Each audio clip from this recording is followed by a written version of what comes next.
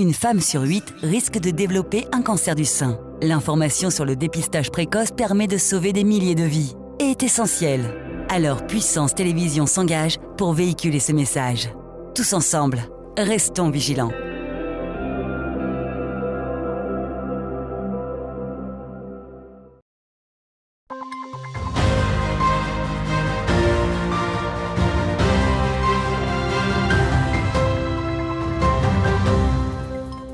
Bonsoir et bienvenue dans notre 15 infos du mardi 17 octobre. Voici les titres. Le corps sans vie retrouvé à Orconte dimanche a été identifié et autopsié ce mardi. Une enquête pour homicide volontaire, enlèvement et séquestration est ouverte. En Meuse, l'Union laitière a réuni la filière ce mardi. Ensemble, ils travaillent pour l'avenir de la production laitière. Les maîtres nageurs haut-marnais se rassemblent en association pour former la relève de la profession. Un nouveau commerce pour la cité Vitriate, une nouvelle cave à vin a ouvert au début du mois. Le corps retrouvé ce dimanche 15 octobre dans le pays Vitria entre Orconte et Matignicourt est bien celui de Madison Colo, âgé de 24 ans. Sa disparition avait été signalée sur les réseaux sociaux ce jeudi. La procédure pour disparition inquiétante a également été entamée le lendemain. Agathe Poulet nous fait le point sur l'enquête. Ce dimanche, le corps sans vie d'une jeune femme a été retrouvé partiellement immergé dans un cours d'eau sur le territoire de la commune d'Orconte. C'est un chasseur mineur qui a donné l'alerte aux autorités locales. Lors des premières observations effectuées sur place par un médecin légiste, l'implication d'une tierce personne dans cet homicide n'a pas été exclue. Contacté, le parquet de Châlons en Champagne saisi de cette affaire a demandé une autopsie approfondie qui a eu lieu ce mardi matin vers 11h. Cette autopsie a permis de confirmer l'intervention d'une tierce personne puisque de nombreuses plaies et hématomes ont été constatés sur le corps de la victime. Selon la procureure de la République, un traumatisme crânien aurait causé ce décès. Cette autopsie a également identifié la victime, Madison Colo, une jeune maman âgée de 24 ans qui n'avait plus donné de signe de vie depuis mercredi dernier à 17h. Selon ses proches, elle était présente à Saint-Dizier le jour même à 19h. Une enquête est actuellement en cours.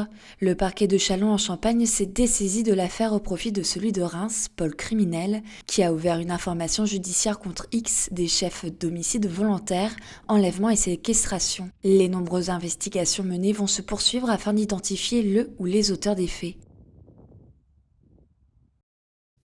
Pour la première fois, l'Union laitière de la Meuse a réuni lors d'une journée des éleveurs, des directeurs de coopératives, mais aussi des représentants de la Chambre d'agriculture dans un seul but, parler de la production du lait et de son avenir dans le département. Ce mardi 17 octobre, de nombreux professionnels sont donc réunis dans un amphithéâtre du lycée agricole Philippe Villemorin. Brigitte Maestrati était sur place. Concentrés, ces producteurs laitiers écoutent attentivement les mots du coprésident de l'ULM. Ils ne sont pas ici pour assister à un cours, mais bien pour participer aux premières assises du lait organisées par l'Union laitière de la Meuse. Le but de cette journée est d'échanger autour du secteur laitier qui s'affaiblit de jour en jour. On peut retenir qu'on est à la croisée des chemins. Aujourd'hui, la production tenait encore, mais on est à quelques mois de possiblement la voir s'effondrer. On a fait des prévisions ce matin, Ludivine, présidente de la coopérative, l'a dit, c'est possiblement 100 millions de litres de lait qu'on peut perdre dans les 10 ans qui viennent. La Meuse est le premier département producteur laitier du Grand Est. Pourtant, sur une année, 35 exploitations ont fermé quand 14 se créent.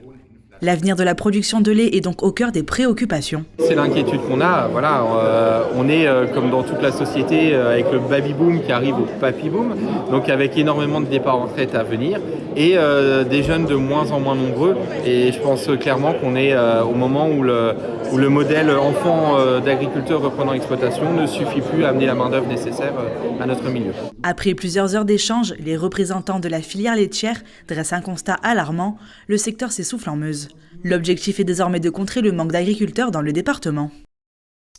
Et créée il y a quelques mois, la Fédération nationale des maîtres nageurs sauveteurs 52 est une association qui souhaite lutter contre la pénurie nationale des surveillants aquatiques. Les élèves seront formés pour exercer dans le complexe sportif du département, mais aussi sur les plages du lac du Der. En France, ce sont plus de 6000 postes qui sont encore à pourvoir. Jamil Nightheimer nous explique les objectifs de cette formation braillarde au micro de Clémentine Coppola. On va essayer de former entre 30 et 40 nouveaux nageurs sauveteurs par an. Pour réussir le BNSSA, donc Le premier point aussi, donc le PSE1, le secourisme. Et on a 3 grandes épreuves aquatiques, à 250 mètres pas de masque tuba, à 100 mètres avec plusieurs apnées sans lunettes et une épreuve en short t-shirt. Voilà, aller sauver un moniteur, voilà, lui faire un bilan de PSE1. C'est les très grands axes. Nous, on a été sollicités par le directeur du lac du Der pour ces 6 plages et fournir 18 postes de nageurs sauveteurs pour l'été prochain. Donc voilà, on essaie de répondre à un réel besoin des équipements du département, mais aussi, aussi en lac.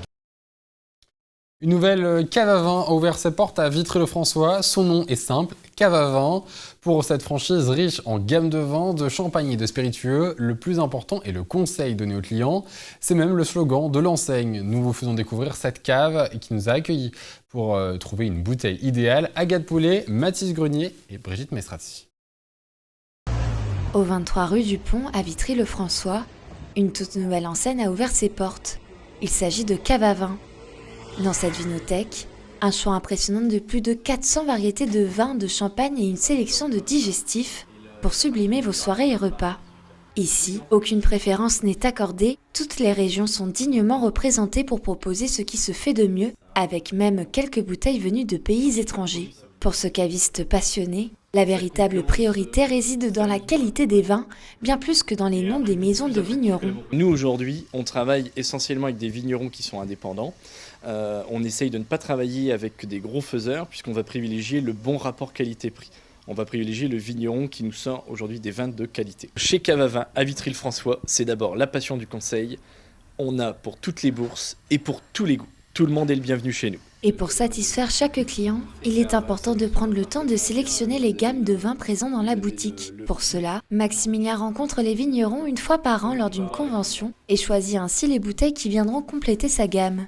Mais le plus important pour satisfaire le client, c'est d'être parfaitement à l'écoute pour trouver ce qui convient le mieux aux attentes et surtout ce qui accompagnera le mieux s'aimer. Il faut d'abord se mettre à la place du client, c'est-à-dire qu'il faut connaître ses goûts, il faut connaître ce qu'il va aimer, ne pas aimer, si c'est un vin qui va accompagner un repas, si c'est aussi bien un champagne ou un spiritueux qui peuvent accompagner un déjeuner, un dîner, une soirée entre amis. Et ça va nous permettre après de pouvoir sélectionner différents vins et encore une fois à n'importe quel budget.